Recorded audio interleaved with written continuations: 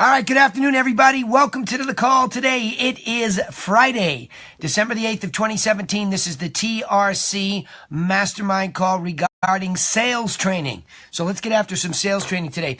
Just to reiterate what happened this week in the Mastermind, yesterday with a big bonus call, all you campfire members, team members, we talked about the concept of a unique selling proposition. Also have a podcast coming out today on the TRC podcast talking about it again. It's actually in only 11 episodes, the second time that I've covered the same subject because it has to get into your brain and your mindset.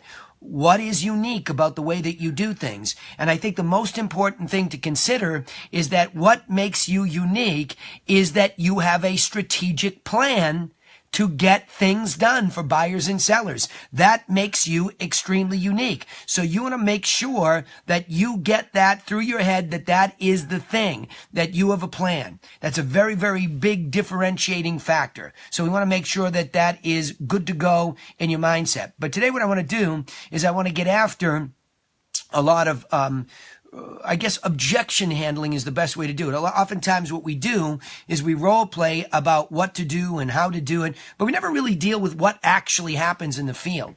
So as we have people rolling in the call here, I'll give you a little anecdote. I get objections. And I get really stiff ones, including from leads, prospects, and clients. And I want to talk about that for a second too. Because when it comes to clients, you're not always going to get things exactly right. You're going to make mistakes. When you have so many systems, especially with listings, you have an enormous amount of detail that you have to go through to onboard a listing correctly. And it becomes very obvious that you're going to make mistakes. And you have to own those mistakes. I think that's the key point here that I want to make about this little anecdote that I'm going to give you, is that early on in the process this year, my inside sales agent, Laura, was out on a maternity leave, and we had delegated away some of her responsibilities. And I thought I was watching those closer than I actually was, and there was a little bridge where we made some mistakes.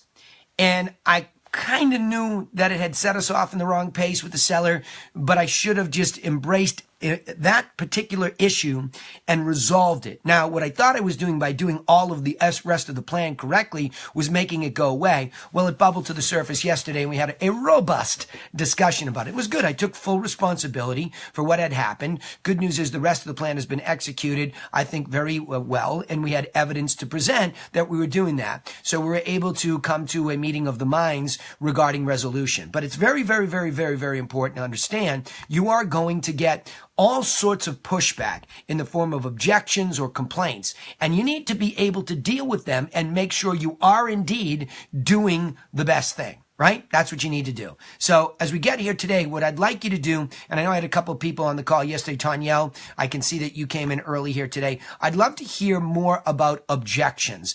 I don't care what side of the ball we start on, inside or outside sales, or even at client level, like I said today. We have a lot going on with client maintenance that we have to deal with, so I'm happy to deal with any of it and all of it. Now remember, when I open up the microphones here, *6 mutes your mic, *7 unmutes it, okay? So if you're in a noisy spot, quiet it down. All right, here we go. Hello. Tanyelle, you're in my hot seat. You there? I'm here, Mary. Okay, a little noisy where you are. So, guys, just check your mics. If it's noisy where you are, do me a favor, tighten it up. I'll give everybody 1 minute, and then I put you in voice jail. I got a couple mics that are hot in Arizona, California. If you have something loud in the background, *6 your microphone, okay? Thank you in Arizona, whoever that was. Got one in Pacifica, California, whoever line that is. Just watch that one. Okay, Tanyelle, I don't know if you're in a really loud spot. It sounded like maybe you were, you weren't. But if you're not, I'd love to have you jump in the hot seat. Go ahead. Okay. So the two objections that I had yesterday were that, if our resume is small or if we don't have a ton of deals. One of the other things that I'm finding that we're coming up against is just having the ability to be more so prepared when we get in front of the seller. Mm-hmm. One of the things that's coming out that they're saying to us on the listing appointment is, how would you, tell me what you would do, to get my house sold. Sure. Exactly how are you going to run through it? So we're going through the strategic plan, but then they'll come up with, well, I don't have a ton of money. And this is what I want to list a house for.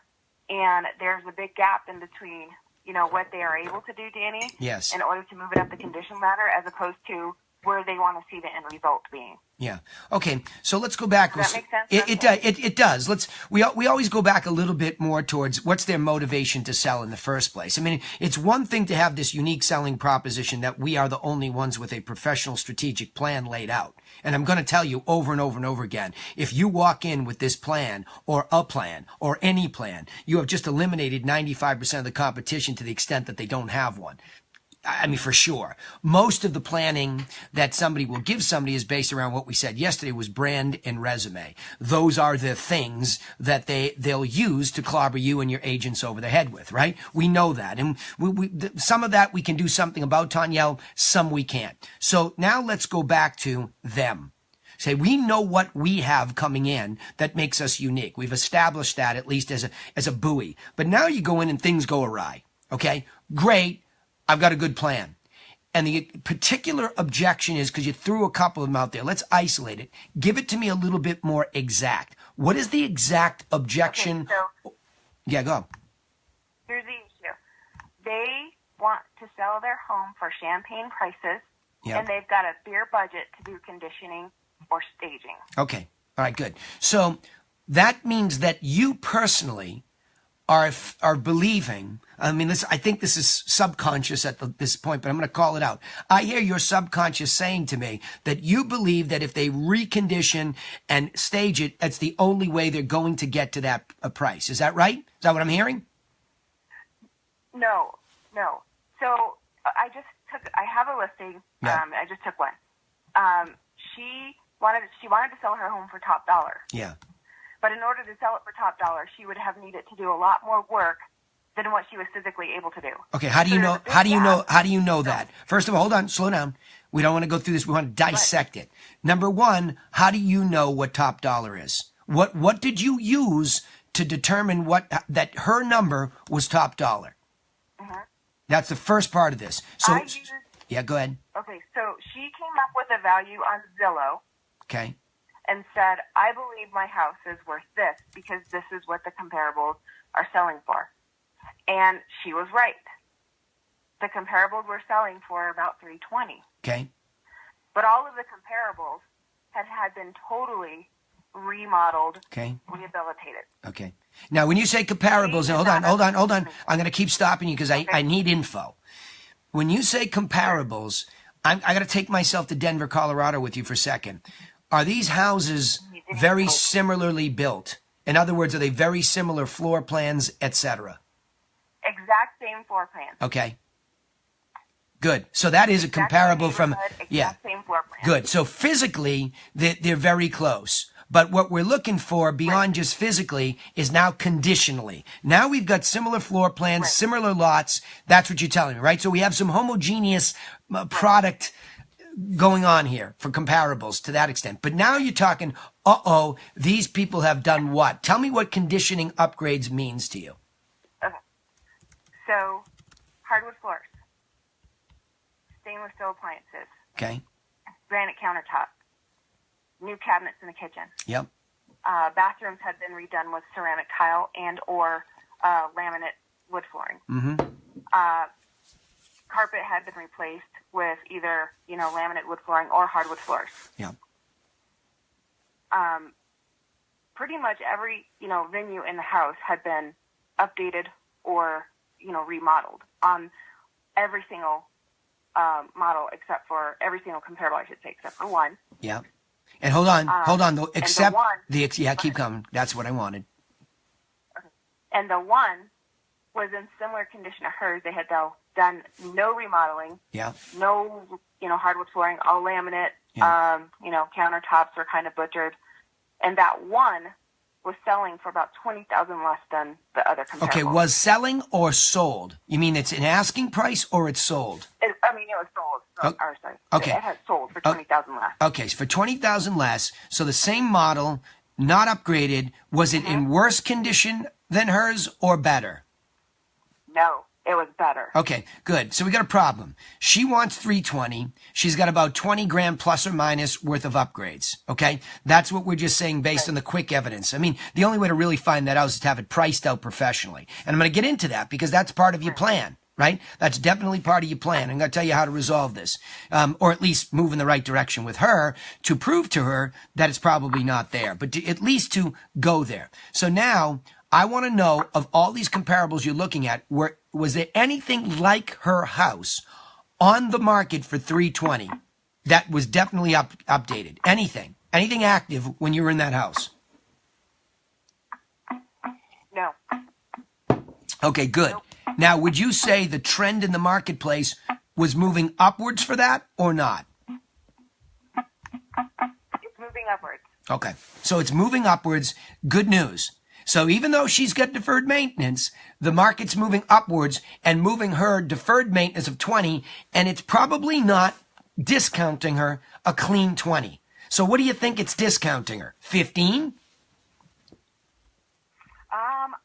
My guesstimate was between 12 and 14. Okay, because everything that is sold out at 320, it's gone. There's nothing updated at 320, right. And she's the next thing. So if you're telling me the market's moving upwards and she's the next thing, then she's not a full 20 for 20. I mean, that's hard to do anyway, but we're going to box her into a corner here. Okay, good. Now you go through this process and you say it how. It's always how we do this. See, we can have the same universal, unique selling proposition with the strategic plan. And you take it through and say, look, here's the pricing range. It's pretty tight here in this part of Denver. These houses are very homogeneous in their layout, their style, their lots, and their conditioning is the next part of this. So you'll notice here's the trading range from the high end to the low end. Okay. Now, where do you think you belong in there? Because before we even go out, we want to know, why is she moving? And on a scale of 1 to 10, what's her motivation to move? So that we know that she's going to hear us about what has to get done and what reality is. So did you ask that before you went out there? Did you do a seller qualifying questionnaire? Yes. Okay. What'd she say? Why is she moving? I did.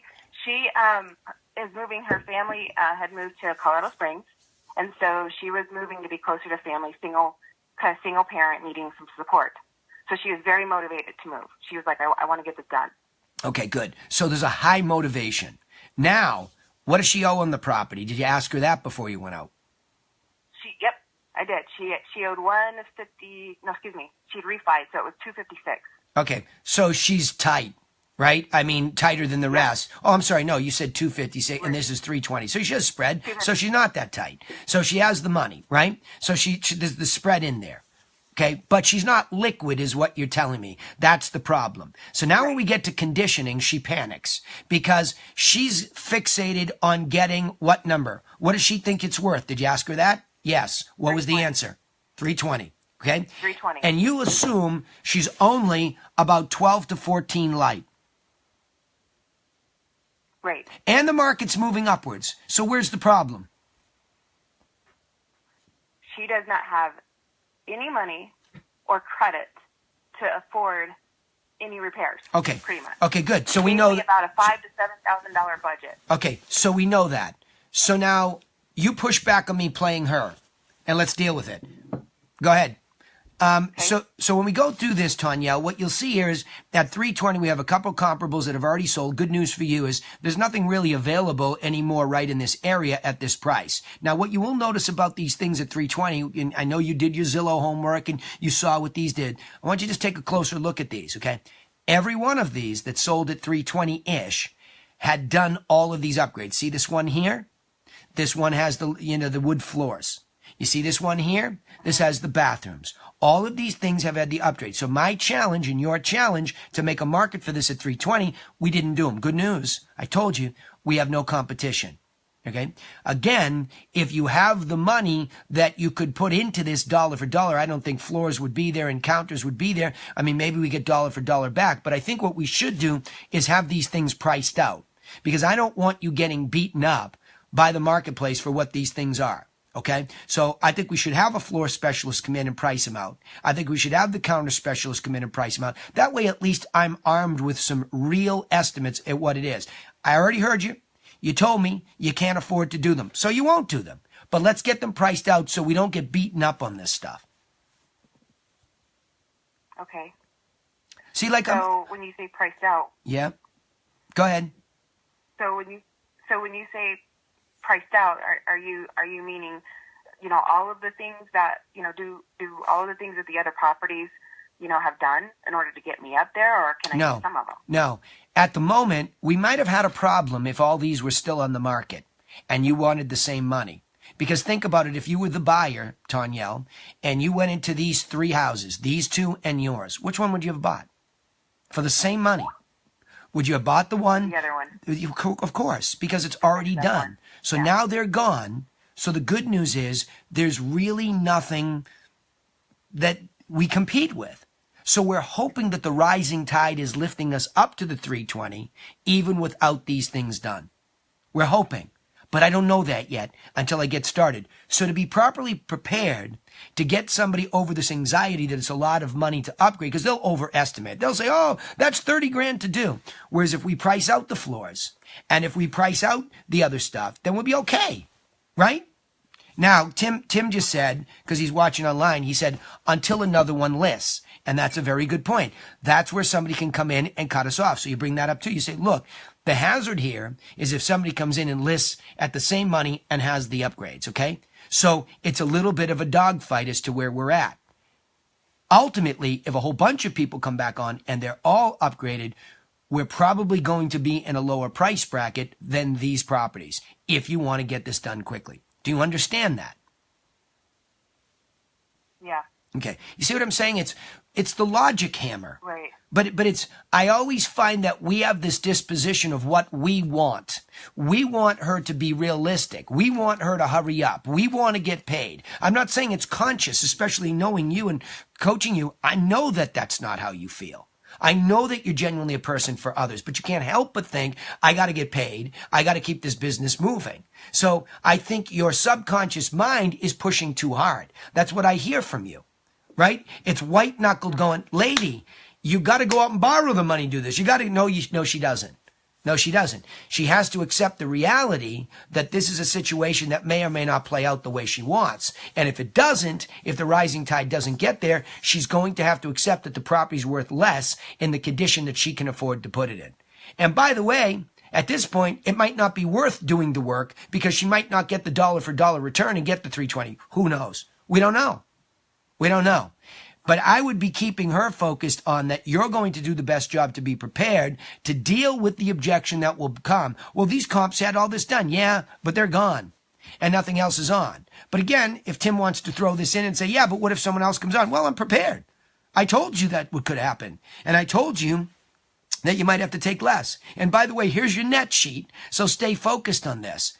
If the market's not going to give you a gift, then it's going to give you reality, and reality is great because it still gets you closer to family with a sale. So let's stay rooted in why we're doing this to begin with. So you always have to bring them back to why. Now, if she was tight, because I probably had conditioned my ear to hear that, oh, she's going to tell me that this lady was tight. This lady not only was tight, but she owed too much in the property, and she couldn't do anything else, and she has to have the 320. Well, she doesn't. She doesn't have to have the 320. But her fixation on a number is what happens with everybody. I told you about for those of you that were on the call earlier, I told you about my anecdote with the seller. We all get fixated on what we believe our property is worth, and we will fight for that number against all feedback that's real and be blinded by it. It's like, it is unbelievably powerful to see how people will latch on to what they believe the property is worth. And they will bring anecdotes of, I saw it on Zillow. You can't build it for this. You can't do that. I get it. A lot of those things are correct, but it doesn't matter. The market will bear what the market will bear for the property. And if you're motivated to sell it, and I get the next objection, which is, well, I don't have to sell it. Well, then why are we doing it at all? If you don't have to sell this, that means that you're not really willing to hear the reality of the moment. So here today, as I sit here and set up the reality, are you okay with the reality of the moment? You might not get the 320. That's the reality of the moment. Now, I have a plan to try to get you there, and it's a reasonable request because I see a rising tide and limited competition, but I'm not so sure it'll work out. That make sense? Yeah. Okay. So now you analyze. I'm not off the table, kind of. So I analyzed it, Danny, and I'm not off the table. What I did was say, Yep. As you're saying, I said, well, my job is to help you, get, as close to that number as possible. Mm-hmm. So, I said, let's put the financial aspect of, upgrading aside. Let's talk about some of the things that we can do that are very cost effective. And one of those things is, having your home clean, deep cleaned, in and out. And that's something that, I'm willing to do for you. Good. So, good. She was very happy to hear me say that. Good. And I said, so that's the very first step. Yeah. Of moving your property up the conditioning ladder is to have it professionally cleaned, inside and out, and we'll take care of that for you. Excellent. What are you following, by the way, for those listening in? What are you following? You're following the course booklet too, right? Yes. Yes. You're following the yellow brick road. So what's happening is you're going to the order of things, because that's what I wrote exactly. For those that don't have the money, nothing beats a massive thorough cleaning inside, and if it's a house and you can affect the outside there too. As I always say to my clients, if you can eat off the grass, you got a good start going here, right? So brilliant for staying to the system. And her reaction was positive because she realizes there are low to no cost things that she can do to positively affect value. Go on. Good. I like what I hear. Right. Keep going. Tell me the rest. Once I said that, she popped in and said, well, I've got a brother who's pretty good with, landscaping. Maybe I could have him come over and help me out with the front yard. And I said, that'd be an absolutely fantastic idea. Brilliant. Brilliant. So then she starts coming up with ways, yes, of how she can, she threw that out, and I said, that's an absolutely fantastic idea. I love it. I love it. She goes, okay, so what else? And, I said, well, here are the other two, I think, very low-cost things that you can either do yourself or hire out. And I said, one is paint. Good. Keep going. And she said, yeah, I could probably do that. And I said, the other thing, though, I said that I really think you could benefit from is your carpeting. And she said, yeah, it was trash, Danny. The carpet was trash. Yep. Good. And what'd she say? I'm leaning in? Yeah. She said, yeah, I could probably make some phone calls around. And I said, that'd be great, but let me give you my vendor list. And these are vendors that I use who may be willing to, wait till closing to get paid with some kind of small down payment. Mm-hmm. I was trying to stick to your script. Yep, good. Keep going. So she said that would be wonderful because I think if I have enough to come off the top, I could do that as opposed to coming out of pocket. I just can't come out of pocket. Yeah, cool. Awesome. All right, look, stop. And then she said, hold on. Other real estate brokers. Yeah, go ahead. Sorry, I thought you were just going to go down the list. I was going to say stop. You had me at hello with carpet and paint, and you got it. But keep going with the other realtors. I want to hear this because this is the intent of the call following yesterday's mastermind open call, which was about USP. So now you're getting into differentiation. Let me hear it. Yeah, she said the other real estate brokers didn't say this. They just told me that they could get 320. And she goes, but I like the fact that you're being honest. Yeah, brilliant. See, and it's not even that we're trying to hurt them. And it's not even that they're dishonest. I'm telling you, the unique selling proposition here is that we are following a formulaic plan that yields a very particular result. I'm not saying it's rocket science. But the way that we come in and stick to that plan makes us unique. Now, again, like I said, if I have the plan and you have the plan and we're going into the same listing presentation, the one next level of uniqueness is the way that you deal with the plan and the way that you describe it. What I liked you did in the house, whether you had the full-blown written-out home seller course or not, I don't know. But you had basically the infographic steps, and when you needed to lean in because this situation required a discussion about conditioning, I was going to ask, did you talk about moving her furniture around, a.k.a. staging in the low-cost way with just you in it? Yeah. I mean, yeah. What's that? She had no furniture. Yeah. Okay. She had just a bed. Yeah. The house they were sleeping on the floor. Yeah. Yeah. Wild. So what that means is that deferring backwards to conditioning with the paint and the carpet becomes the staging, right? An empty house, short of going out and getting furniture for the place, what can we do? Can we go down to the cheap depot and get some prints and put them up in these empty spaces that soften it with paint? Yes is the answer, right? Or just flat out beautiful combination of paint on the trim, paint to the walls. So good for you. But the fact that she stated because you stuck to the plan. You didn't get emotional. You didn't get frustrated. You dug deeper into the plan. Well, if you're not going to be able to do that, let's be resourceful here. Now, my plan has a little bit more resourceful to it, a little bit more resourcefulness to it, where I can defer you the super low to no cost things. Or I can get some of my vendors to step in and maybe bite the bullet and get paid at the end, right? As long as we know for sure that we have something in writing that they're going to get paid at the end, right? So, you were resourceful. And what all of a sudden you're doing is it's an invisible sale. It's not the, hey, I'm this, hey, she said this.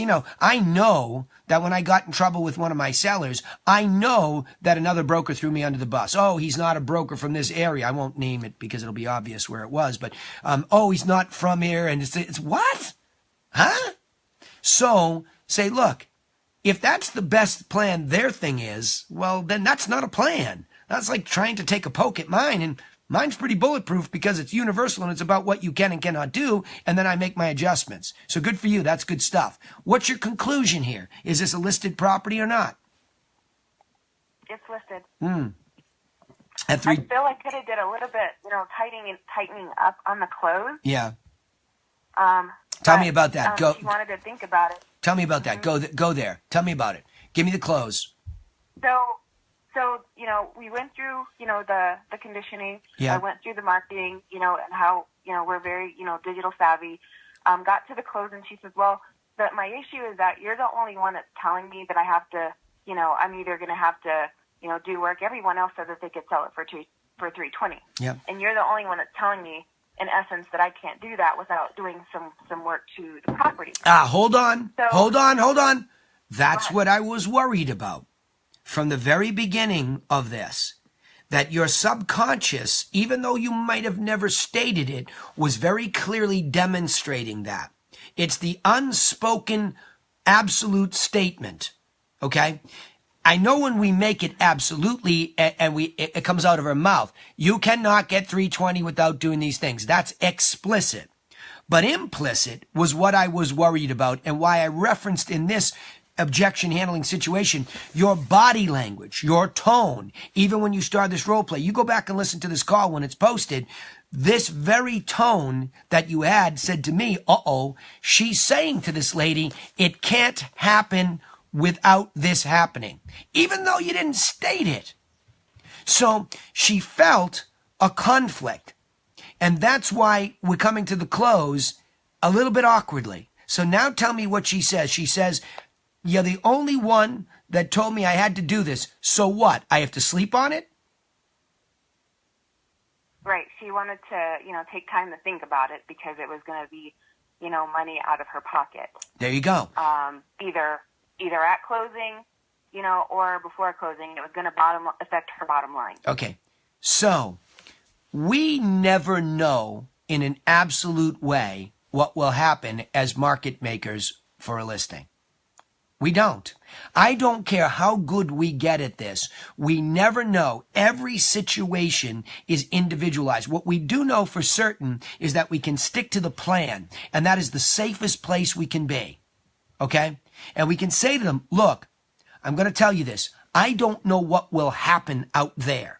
I don't know what the buyers will say. Will the rising tide continue? Will it fall, like Kerrigan said with his objection, until other people list? We don't know. All that could happen. But the good news is we have a plan. It's like in the military, there's a contingency plan. When stuff goes haywire in the middle of almost getting killed, are we ready? Right? Are we ready? Yes, the plan keeps us as safe as possible, but we don't know. So understand what I'm saying. I'm telling you this because I believe it makes you most aware, and your senses are peaked and you're ready to go. I'm not appealing to your greed. I'm appealing to the fact that I have a plan that is ready. In a perfect world, this all goes down. Just like those other people said, it'll sell at 320. But I'm the only one that's prepared for the contingency if we have challenges. I'm the only one that walked in here and told you that there's a plan to deal with it if it doesn't happen as smoothly. Everybody else just yesed you. Oh, I can do it. Great. What if it doesn't work out?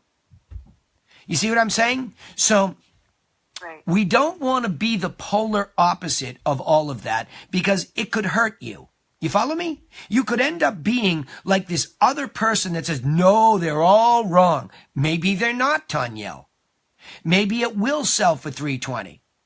But what we're trying to do is mitigate away this seller's risk by being more prepared, educating her with a strategic plan, lifting her up, getting underneath her and lifting her up to be prepared for reality. Now, if reality happens to be, it all goes smoothly, wonderful.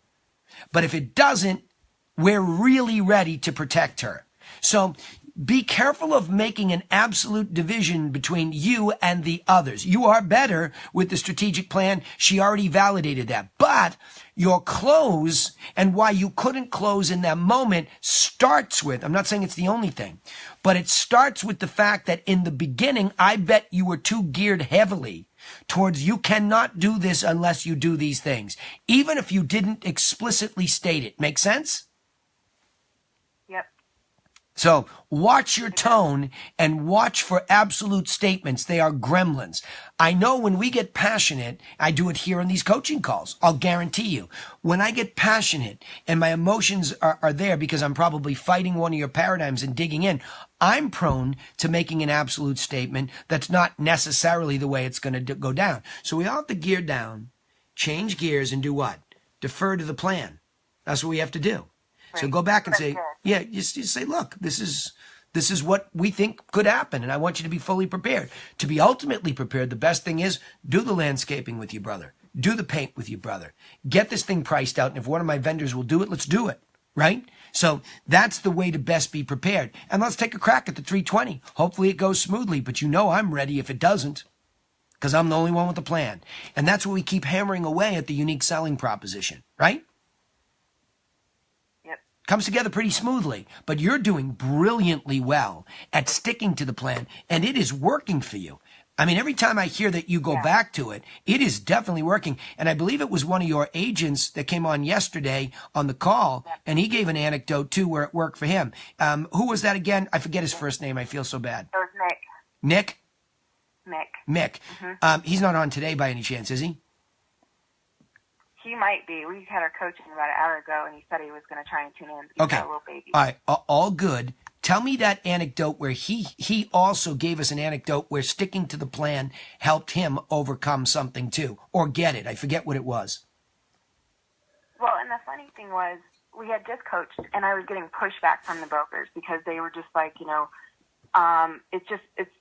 they just felt like the sellers were going to fight him. And, I get it. And I said, but just try and stick with the plan. So he had not someone on a sphere. It was referral. Called up wanting to list the property. Nick told me that he was ready to discount the commission. He was ready to do whatever it took to do the listing, but he remembered me saying just stick to the plan. Yeah. So he emailed her over the infographic, the seller infographic, mm-hmm. and then we have like a little branded, similar to the infographic, like a sheet that says what our commissions are and what we'll do for each commission plan. Yeah. And he called her to follow up, make sure she received it, and started it on the presentation. And after he got done, she said, that's fine. I want you to take the highest commission plan. I want you to do everything. The professionalism, the branding sold me. Yeah. And Nick said he was shocked. He didn't have to fight for nothing. He's right. He's shocked.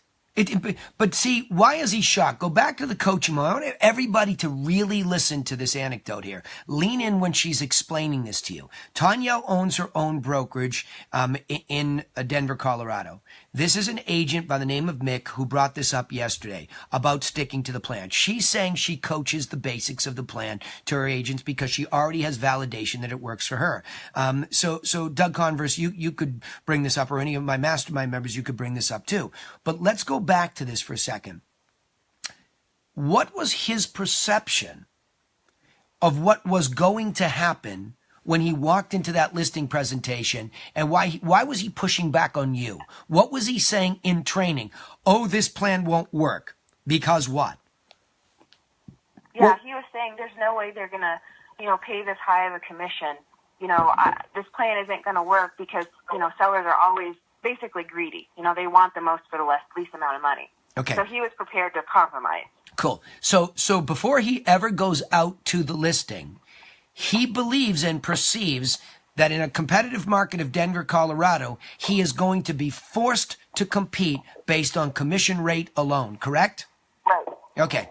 So when he looks at this, he's at the moment, and the good news about Mick, he's open-minded, but he looks at this and he fights it because he's thinking to himself, no way. There's nothing that could overcome this objection of rate, correct? Yeah. Now, he goes out and he articulates the entire unique selling proposition of a plan. Not only is it not difficult, but she opts for the highest commission plan because she wants the whole enchilada to represent her because she now believes that gets her top dollar. Is that correct? Yep. Yeah. Amazing. It's just stunning. Week after week after week, I get people who will just stick to the plan because here's what I was going to say. Let's take a Mick in that situation. And when training comes up again like that, what I want you to do is say, Mick, give me the alternative, okay, of what you would do going in the house to compete on commission rate alone. So you believe that there's no way that this can happen. That's your mindset. It's a fixed mindset. It's not a growth mindset that you could grow them into it, right? So you give me what you're going to do when you walk in the house as the alternative to discussing the unique selling proposition of a plan. What do you think he would have said in that case? Probably. I don't know. That's why I was hoping. That's why I was hoping. Fixated on commission. Yeah, that's why I was hoping he was on the call. So for anybody else can weigh in this too. And Lee, I saw that you just came in from the road. I'm chomping at the bit to get to you next. Yeah. I stay there because I'm dying to hear what happened. Because Lee and I just talked about this. He was going into an expired listing before the call earlier today, so I'm going to pick up on that. But I really want to hear from anybody who's in a marketplace where you compete against commission rate discounters and you believe that's killing you. Okay? Anybody else? And so that appointment I just came from, Yep. the guy was at 4% with the expired agent. Yep. I just signed him up with the $50,000 price reduction at 6%. Okay, there you go. See, everybody hear this? Do you hear the theme week after week after week? Now, you called me before the call because we rattled everybody's cage yesterday with this concept of unique selling proposition being this simple strategic plan. Let's take it back several hours ago. What were you calling me to try to practice in your mind? What was it that you were concerned about? Let's go back to it. Well, like I said yesterday, I decided I was on the call to try to come up with all these supposed objections against the unique proposition, selling proposition, and I was thinking about that. I usually pull out the infographic and I touch base on it, but I don't go into the deep detail about it. So I changed that whole logic today, and I think I articulated it and explained it. And I literally said to the sellers, I said, now out of this 7-step plan I have on the sheet, your last agent, how much of that do you think you guys accomplished? And they both looked at me and said, none of it. There you go. Powerful. I mean, think about what they said. None of it. I mean, now I get it, Lee. That's probably an emotional overreaction because, of course, anybody who shows up, let's just say this, it's not a none of it because by the fact that they just showed up and put it in MLS and got syndication marketing, that's something, right? But think about the perception that when you go in and somebody's frustrated and you present a clear plan against which to be compared, which is the whole concept of why a USP. A USP is there to differentiate your brand from theirs. And their perception is, holy moly, nobody showed me this. Same thing with why Mick was able to do it in Colorado, right? So nothing, none of it. Yep. Now keep going, go deeper. What happened after that? So, I mean, basically I went in, every objection, I just kept going back to the infographic and talking about the different strategies and the systems that we have in place. And I think that I push market. I even threw out, I said, now a lot of the agents are going to tell you they do this, but they don't. And here's a couple questions you can ask the other agent. First question is ask them what their ad spend budget is on per campaign they run. Yeah. And I said, I guarantee you they're going to look at you like you got 3 heads and not know what the hell you're talking about. Yep. Yeah. So I just, continue to go into the whole infographic, talk about the push marketing, talk about the audiences that we go after and how we market, and we develop a digital footprint for the property, and then we go out and bring in people and come through the door. Okay. Cut to the chase and tell me the close, because she just asked that. How in the world... Okay, we got to be careful about talking about commission rates here, so we'll just use 4 apples, 6 apples. Remember, commissions are negotiable all the time. But I'm more interested in how in the world do you go after all of that and they get a reaction, just like Mick's reaction too. This is 2 anecdotes in 1 week, okay? How in the world do they step up 2 points above what it was? How does that come up? Tell me how that really comes up. Well, I think once I ran through the whole infographic and I talked about our systems and strategies, they realized that the other agent basically just put it in the system, didn't do anything, and did not develop a market for property to anybody for that matter. So I think that they saw the value, and he looked right at me and asked me my commission rate, and I said 6%. He didn't blink an eye.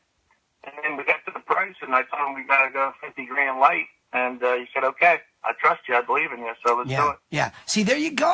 I mean, it's just mind-boggling to me if we could only all get going like this and do the same thing over and over. And it doesn't matter if you're a brand new agent, you're inside sales agent, you're somebody on this team. It's stunning to me how this message is not getting through to people that just go out there with this plan as a buoy and deal with it. So Lee, one of the things you did really to help me out yesterday was after I went through the whole concept of, it's up on the board for those of you that are online, like what is a unique selling proposition? How do you develop one? You get a plan. Who do you give it to? Sellers and buyers. And remembering that what's most unique about it is the way that you deliver it, okay? So there was what we went through. But then I said, watch this.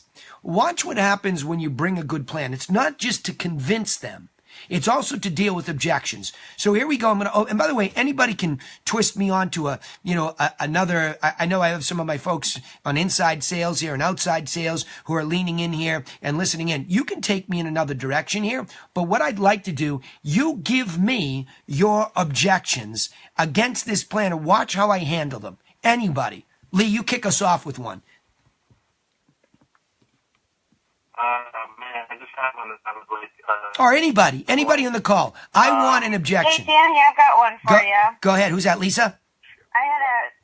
Yes, Lisa, hey. So I had a client that was trying to get the listing, and he calls me back and says, all right, I've got a guy who's willing to help me sell my house for $1,000. Yeah. He's an agent. Yeah. And so over the next couple of weeks, I've kind of carried on this conversation with him of, well, what is he doing for that $1,000, and when are you ready to hire professionals, to keep it short. But how would you handle something like that? All right, well, good. I like it. You crack me up. You are so tough. I love it. I love that last quip at the end. When are you going to hire a professional, right? So, again, I'm not here to hurt anybody's lack of a professional approach, because a lot of people, agents, don't know what they don't know. They don't even know how to put together a plan. And that's why I do this other business, teaching it and sharing it, right? So to be a good steward of the industry, let's say this. I think there's a lot of good people who would love to be more professional. They just don't know what to do. So now we say, well, gee, at $1,000, I'm not so sure what kind of a comprehensive plan that is compared to our 7-step comprehensive plan for listing a property, right? I don't know how it compares, because it sounds like all that would include is an entry-only listing. Is that what the proposal is for $1,000? Yeah. So as much as that person is giving that to you, you might have to reframe it for them. See, because what we know instantly is that at $1,000, this is a person who has really no in-depth plan. Most likely, first of all, you can't afford to go do what a full-service real estate situation requires for $1,000. You can't do it. It's just not going to happen. So what that consumer doesn't know is how little that offers. And we've illustrated that now with two case studies here today with Lee and Mick and Tanyelle to make a case for overcoming it. We're making the case that this plan matters to people and they see value in it as demonstrated by them accepting that it is a different business that we're in. So it's not that they're not professional versus us. They might be a professional entry-only listing company, and they might be very good at what they do. So we have to assume that that could be all that's being offered. But what we want to do is compare and contrast and say, look, that appears to be somebody who might be in the entry-only listing business. Is that what it is? Ask the question. Because if I'm going to differentiate my brand against that brand, I have to know what I'm up against. Right? I have to know what that premise is, what that offer is, Lisa. Does that make sense? Yeah. Okay, so... I tried asking them that. I said, well, what is he giving you for that $1,000? Yeah. You know, does he have a marketing plan? Does he have a strategy? And he just was like, well, he's going to do some open houses. And I'm like, okay, well, that's, you know, if that's worth $1,000. Well, but I said to Tanyelle the same thing. Your subconscious conversation is coming out in your tone and maybe even explicitly. It's almost like when the dog bites, we get defensive sometimes, right? I think Gary Vaynerchuk does a really good job of talking about this. He's got this concept that, or at least I interpret it this way. And I taught one of my kids this one time. I said, when anything ever bites you, you lean into it, right? Somebody bites you on the arm. What do? You don't pull back because that's how your flesh gets ripped off. When somebody bites you, you lean in because their bite tends to let go because they didn't expect that reaction. So it's an opportunity to lean in and say, wow, awesome. I have competition. Let me explain what I do. Okay. See, open houses are a very small part of our push marketing campaign. See, marketing has twofold. There's syndication that sends it out to the web. There's push marketing that we do. Open house is one. So I don't know how he's going to market his open house, but we not only do it through syndication, we push it around on Facebook. Then also I put it up, but you can now start to lean in and explain the difference. Because as you begin to explain it, what happens is that now all of a sudden they're like, huh, I never thought of that. Right? See what I'm saying? So great. He's going to do open houses. But, you know, before marketing like that even happens, how is he going to price it right? Has he come in with an analysis? Has he talked about the sweet spot in the range? Has he talked about how to recondition the property to move up in the range relative to the other properties? Has he talked about how to move the furniture around, how to paint in it, recondition it, stage it? Because all those things happened before. Now, is he doing professional photography? Is he putting that whole memorialized footprint together? Because then that's what gets syndicated, and you have one chance to make a first impression. Lisa, you see where I'm going? I now just stick to the pinwheel. Yeah, absolutely. I stick to the pinwheel, and I say, did he do this? So what am I doing? I'm invisibly selling my plan, and it's not so invisible, because I'm walking through the 7 steps against this thing. Because for $1,000, there's no way they're doing everything we're doing. You know that. But instead of getting defensive and upset and mad, going, for $1,000, give me a break. That, my dear, is actually your internal dialogue, whether at the moment you realize it or not, as it was for Tanyelle. It's that reaction we have. You're kidding me. Another one of these ridiculous discounters invading our business and telling people that's how it works. Well, lean into that. Go right after that. Say, look, that sounds like an entry-only listing. So I'm assuming that he's not going to come in and doing a pricing it right analysis. I'm assuming he's not going to show you the reconditioning things you should and shouldn't do and the ones you should price out. You get where I'm going. I keep repeating it like Rain Man because I'm trying to condition a new subconscious and then subsequently conscious discussion that goes on that always goes back to the plan. See, we get emotional when we hear what we don't want to hear. That's our reaction. But instead of getting emotional, go, well, you know what? Sounds great. Sounds like a good guy willing to take a bite. Is he a friend of yours or something? Or is he in the business of entry only? Because let me just tell you what we do briefly. And then we can talk about commission rate after that, or we can get together. Right? So I'm assuming this was somebody you talked to on the phone, Lisa, or not? No, I met with him and he was really impressed. We went over the 7 steps and then it was like, you know, a week later he calls back and he's like, No, I just went with this guy because he'd do it for $1,000. Okay. So, and then I've been following up with him every couple of weeks. Okay, great. How's it going so far at $1,000? That's what I ask him every time. Yeah. Yeah. Well, again, don't do that. Be helpful, because like Lee, he's got a guy that went out and did for 4 apples, right? And it didn't work. It might work at $1,000. We don't know. Guy might be right. Remember what I said to Tanya? Don't know. The realtors might have been right at 320. Maybe it just pops because we have a rising tide. Maybe the guy gets it done at $1,000. But again, this guy was so impressed, but yet there's something else there that you should have asked him more directly and pointedly. Hey, you know, when I gave you a review of the 7-point strategy, you seem to see the value in it, the value added above and beyond other options. But yet, as time went by, what happened? Why did you go to the other extreme? What did I miss? For my own edification, what did I miss? That was the most important thing to you, that you would be willing to dismiss something that impressed you. You have to ask him that explicitly so you learn in that moment. Because see, what's going to happen is if you keep calling up, how's it going? Not too well, huh? How's it going? Not too well, huh? Right? See, you're going to repeat that over and over, and you're going to stop adding value. You're going to stop reiterating, hey, you know what? How's it going? And coach him for free. Say, you getting any showings yet? Because that's step number 5. Remember that? All those 4 steps that I taught you, you should be at the stage now where you're not getting tumbleweeds. There should have been showings. Have there been? If there were, what was the feedback? Where else did they go? Did they buy something else? Were they real buyers? Were they pre-qualified? That's all that stage 5. Where are you at in that? Well, I like that.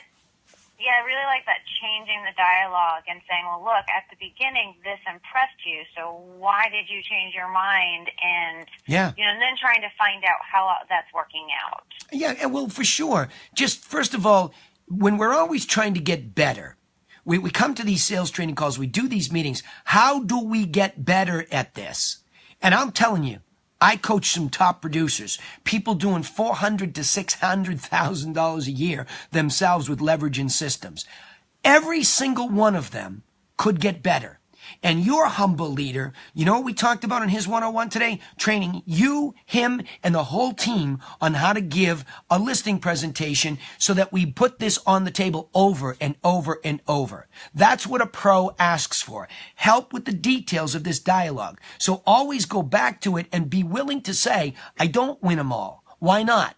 What part of my systematic approach is that problem? And I dig in there with them and I find out, why not? Did you miss this? See, there's a lot of people. Let me give you Paul as an example. Paul's been taught to hustle, okay? That's his methodology. So Paul goes out there and he gets on the phone and he has people with him prospecting, meaning trying to find somebody in the ecosphere that will actually have a conversation with him about selling. And by the time it comes to selling, Paul may or may not even get invited. So I said, well, Paul, wait a minute. The skill set of digging in and hustling and teaching your agents like Lisa and the rest to go out and hustle is only one part of it. But the content, the strategic plan content, and understanding that as the differentiator and training deeply and over and over and over on that and handling the objections that come against that backdrop is everything. And combining hustle with strategic planning is everything. And he had a quick, all of a sudden he had a wire and he said, there you go. Because he was thinking about people that call and what are they saying? Hey, it's Danny Griffin calling for Griffin Realty Group. The reason I'm calling is because I want your listing like 17 other people that just called when you expired. I'm a me too, right? I'm a me too. That's what I am. Whereas I can be the 19th, 20th, 25th caller, and I can still say, I know I'm the 25th, okay? But I'm telling you, I'm the only one that sent you a copy of my strategic plan. Now, whether you'll hang up on me, whether you think for some reason I'm not the right one, my plan will help you. So all I ask is that you be open-minded, let it arrive, take a look at it, and give me one follow-up call. Could you agree to that? How about that? Right? Because now I'm appealing towards something that is logical, is intelligent, and nobody wants to be what? Dumb. Nobody. So I'm saying that I will empower you. I will educate you. I will lift you up with this whole formula all this content that's coming to you, you're going to get it. And it's going to bring you, by the way, hey, Mike Beek, long time no talk. Thanks for stepping in here. So the key there is to pay attention to that and really dig in, Lisa, and say, this is the content that makes me unique. I have a unique selling proposition that is going to help you, whether you use me or not. See, that's the key there, Lisa. It's the detachment from the outcome. And you and Tanyelle have brought to the forefront here something very, very, very important. Your internal dialogue, when it doesn't go your way, has to change. It has to be that growth mentality versus that fixed mindset. I don't care that you went with the guy at $1,000. I'm going to stay in touch with you because my plan matters. And I left it for you. And I'm going to email it to you. I'm going to coach you. I'm going to coach you through this. And guess what happens when the $1,000 plan runs out and he needs full service agency? Guess what happens? The fact that you continue to empower him in spite of the fact that he didn't give you what you want puts you in what position? Number one. And perhaps in a competitionless zone. Okay, so let's reiterate. Go back and call him and say, this is bothering me. You were impressed with the initiation and the discussion of this strategic plan.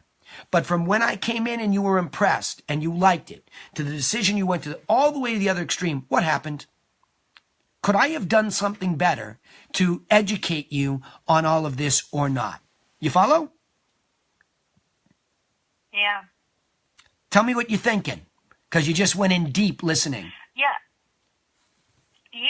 No, I think you're spot on with that. Like, I need to find out from him not only, what he liked and why he might have changed his mind, but what I could have done differently. Because I think that would be really valuable feedback because you don't often get that opportunity. Yeah. And I know I've been having, conversations with him, so he enjoys talking with me about what's going on with the sale of his house. So I might as well use that as an opportunity to ask him, what could I have done differently? Yeah, for sure. Well, because that's the only way that you get better. Hey, Mike, thank you for that tip. By the way, that's from yesterday's call, and I'm aware that it's backwards. It's to make you try to read it, buddy. Hey, let's reach out. Let's catch up at some point. Sorry, I'm talking to somebody online that's posting some comments there. But I absolutely would say to you that if you can't lean into the bite when it goes wrong, you miss that opportunity to learn, refine, and make it better. See, we actually need that to happen. You know what I mean? Does that make sense? I know it sounds awful. You have to have that moment of loss to learn. When everything goes smoothly, when you walk out there and you knock it down like Lee did, and the guy says, yes, I'll take it for two beans higher. I'm not even going to fight you. Mick had the same thing. Well, I mean, if we trained only for those moments, we'd be lost. It's when something goes wrong. I made a mistake onboarding a client because I abdicated the responsibility when Laura was out to somebody who wasn't fully prepared. I take full credit for that mistake. And I'm leaning into the situation. Now, right after I knew it happened, I leaned in. But now I have to go further, deeper. I have to go even beyond what I would normally do in a regular strategic plan to push myself in my own mind's eye to get that much better so that never happens again. Make sense? Yes. Cool. Good. Hey, Danny. Yeah, go ahead, brother. Hit it, Lee. Just one recommendation I would say that I have, that Lisa might want to do is I have a checklist comparison sheet that I pull out with that, and I show like a below average agent, a good agent, and then what my team does. Yeah. And a lot of times I find that helps to visualize that they see all these check marks and everything we do compared to someone who only spends $1,000. We have like 25 check marks and they have 2. So it helps a lot with that where they see the value. Yes, because it's what they're getting. Yeah, that would be a good tool. Yeah. Well, okay, so let's put this together. That one. Hold on. Excellent point. And let's tell you, we're evolving the home seller course for ourselves in a very similar way. So if you start with anything, you start with the core content. What is the very core evergreen content at the base of what you do? So for real estate brokers, team leaders, it's all 3. What's the basic information for seller, buyer, and agent? For agents, it's what's the basic for seller and buyers. Now you have that core content. But the next question is great. Sounds great. Does it work? So I can validate that, or let's talk about differentiation. Here's the core content. I believe that these are all the things that we do as strategic professionals versus other professionals who may or may not do. We believe because we keep hearing it's their brand. We have that. We keep hearing it's their resume. We have that. Some of you might not have resume, so don't worry about it. Stay to the plan side. But let's say they have that. We have that. Now you go into push marketing. Now you go into all these other things. And then if you have resume of sold properties, you put that. And then if you have testimonials, you put that. So you have to think about what validates the core content. Like, what if somebody's a skeptic? You build out for the skeptic. See, most people look at it and go, my gosh, I'm done. I'm already here. Take the listing. Nobody ever came in and even gave me a plan. I'm deferring it to you because of that. But what about the skeptic comes in? Well, great. Does it work? Well, yeah. Like, here's the list of everything that happens. These people do this. We do that. So there's the comparison side by side. But here's 7 of the properties that we sold that show you that this plan actually works in reality. Now, I'm going to tell you, none of these were easy. The reality of this moment is that we had to go to the communication stage number 5, go all the way back to pricing, condition, staging, marketing, and make our adjustments. That's just the reality of a plan that has flexibility built in as life happens to it. So all of that matters, right? So think about the book now, Lee. In the back of it, we're going to have a collage of properties that went through the process so they can see it. And if they want to go to the website, they want to go to the YouTube channel, they want to go to the Facebook videos, they're going to be able to see the validation of the plan. And that's all they want, is they want the full story. Does that help? Yeah. Yes, and I've also got got my to say objection. another. Well, go ahead, Lisa, and then Lee, hang on to it. Go ahead. We'll go a little bonus time here today. Go ahead. Lisa. Well, I was going to say another good graphic might be the one that she was talking about earlier about the commission rates. And obviously your goal would be to showcase how much we do Of course. to make that 6% worthwhile. Of course. But it also might be good to showcase the client when we're in front of them if they're really saying, oh, well, so-and-so is going to list it for 4%. Because I run into that all the time. Well, again. And of showing them, say, okay, Yeah. well, what would you be willing to sacrifice for 4%? Because That's this right. may happen. Lisa, look, it's not lost on any of us that the way that we actually make decisions is relative to something else. I highly recommend you all go read a book. Hey, Ben, by the way, I just saw your list. I recommend you go read Robert Cialdini's book called Influence, right? Because what you're going to see is that as much as we want to influence people to make a decision with what we believe is logic and rationale, it's not that way at all. Right? Predictably Irrational is another great book. There's actual ways that we make decisions. And so we believe as passionate people that we're going to go down a list of logic and we're going to say, well, look, we do this, this, and this. It's worth X%, of course, right? Well, now all of a sudden, the guy says, yes, it is, but I want to think about it. And he talks to another guy says, look, I'll do it for $1,000. The guy says, sure. And everybody scratches their head and says, wait a minute, that guy was super intelligent. He saw my plan, and now he goes and makes what seems to be an irrational decision, right? Well, it's the way the mind works, and it's the way influence works. Because it's so easy for somebody to come in and sabotage all that hard work. It's very easy to sabotage it. To come in and say, well, wait a minute. You look at this and you say, relatively speaking, geez, that's a pretty big gap, Lisa. You want X%. That's all this money. See, the difference is we would rather be compared in the heat of the moment so that we can really make a true comparison to the mind of the person making the decision so that it's relative. Because as time goes on, what atrophies?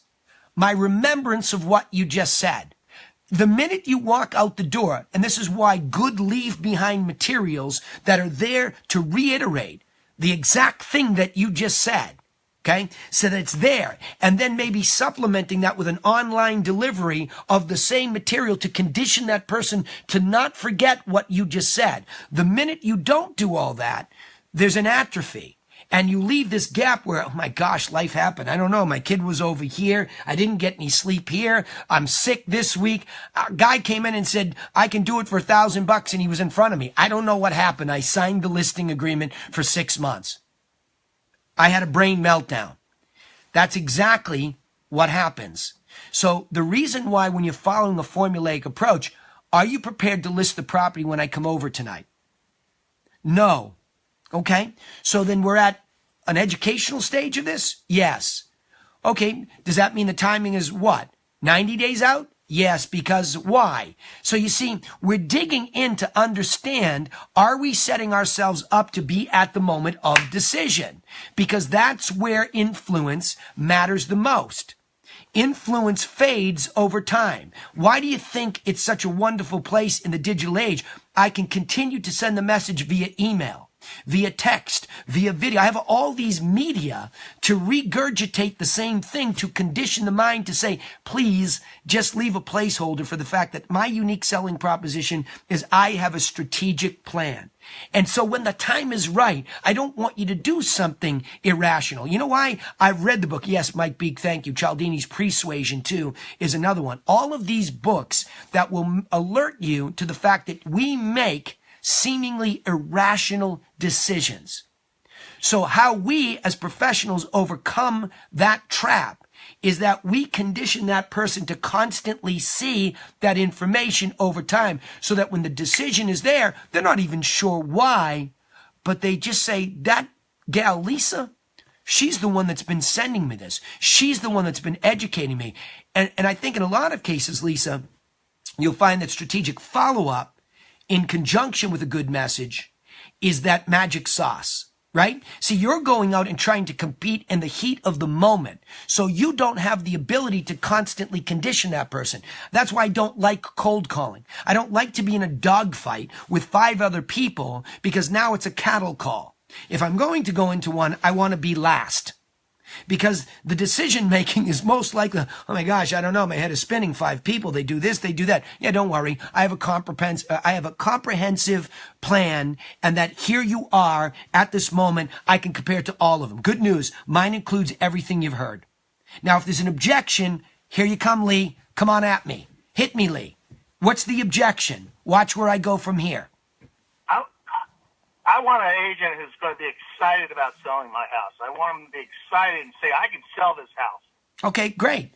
I'm definitely going to be excited once you tell me what all the benefits of living here are. But I need that story embedded in me by you. So Lee, why don't you tell me about what makes the story of this house so exciting?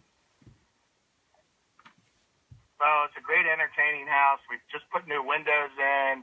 I just had all LED lights put in. It's energy efficient. We have solar power panels, and we've cut our utility costs down. And it's only 3 miles away from the metro. We love it. Okay, so fantastic. So let's separate out the two things. You love it because it's close to the metro and city life. Is that right? So you have a little privacy, and then you can get to the city pretty easily. Did I get that right? Yeah, if you need to get on the train to go down to DC, then it's easy to do. So convenience is something that's part of the story. Now, as far as the product is concerned, because that's the other thing. So in other words, the benefit of what you've done, you're passing that along to somebody else, that they don't have to go through the aggravation of doing these updates. So the 2 bullet points that you'd like to me to express for you enthusiastically when I tell the story of your home, because remember, it's pretty black and white. If we don't get the right price for the level of features, I told you in my plan, those things have to be there. But if I get that done, that means I'm at communication stage where people are calling me about the property. I'm showing it directly to buyers at open houses or wherever else. And the brokers are coming and I'm telling the story of what it's like to live in this property. I want you to understand those are the 2 beats. No aggravation. All upgrades done. Great lifestyle. Get on, hit the mat. Yes, those are the 2 beats. Yeah. Awesome. So in the description, we're going to make sure we discuss the benefits. See, a lot of people can easily list features. It's very easy to say new lights, this thing there. But what are the benefits? Hey, no aggravation listing. Move right in without having to go do all the deferred maintenance. It's done for you. You see the difference in a description, Lee? We'll hit that bullet point, and we'll be saying that when I show the property, right? And we can also communicate these days digitally with video. We communicate enthusiasm. I'll do an intro standing in front of the house telling the story as part of the marketing package. So when we talk about push marketing, hey, I'm Danny Griffin. I want to tell you about the Stillwell property. These folks absolutely love the lifestyle they've enjoyed here. They walk out the door, they hit the metro, and for you, they've done all the upgrades so you can just move in and enjoy the same lifestyle. Take a walk through with me, and boom, we'll hit the narrative. That work for you? Yeah. Yeah. Yeah, because I've been hit with that objection like 3 or 4 times. Yeah. I'm like, well, Yeah. And you know what it is? And you know what it is? Was the last agent not excited? I mean, yes. the other thing he did say too is, I want to set you up. I don't want to set you up for failure, but I want you excited. I want you to be able to say, I can sell this house. I'm like, well, that's what we do. I can sell this house with my strategic plan if you will join me in listening to the adjustments that we need to make along the way. There is no perfect way to go through this, Lee. So yes, I am certain 100%, as long as you hear me today, that I need your cooperation in the context of this plan. If we're in that together, it's a guarantee. If we're not, and you all of a sudden butt heads with me and you want to fight this process that we're going to go through together, then I'll tell you right now, I'm probably not your guy. Yeah, that's kind of how I handle it. I went back to the strategic plan, and I also talked about one other thing that we do is I asked the sellers to come up with a list of 10 things why the buyers should buy the house. So I went into that too, talking about basically what you just went to about the beats and talking about why the sellers love the house and why the buyers would love it too. Yeah, awesome. All right, buddy, listen, good work. We went overtime today. By the way, all my friends online that said hello today, Ben, Mike Beek, all of you, thank you for even tuning in. I appreciate that you would even take time out of your busy days to do this. Everybody here, awesome job, especially the ladies today. You got to give kudos there. Tanyelle and Lisa kicking us off, and Lee for carrying me through the week with all these great objections.